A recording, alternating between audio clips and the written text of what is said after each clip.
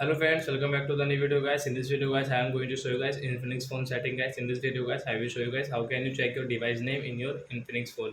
Guys, you want to check your device name in your Infinix phone, so guys you can check it. And guys, now let's see how to check device name in Infinix phone guys.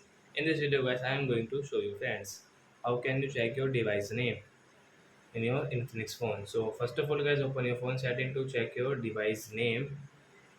So you can see guys this type of setting guys. So I first setting guys, you can see my phone setting.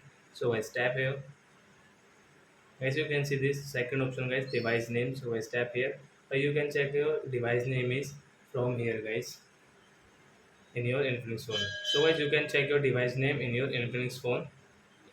So I hope friends you have understood how to check device name in Infinix phone. So that's it guys. Thanks for watching. So guys now we will meet on guys next video guys with new topic. Before going guys, please go and like my video, subscribe my channel. Bye bye friends.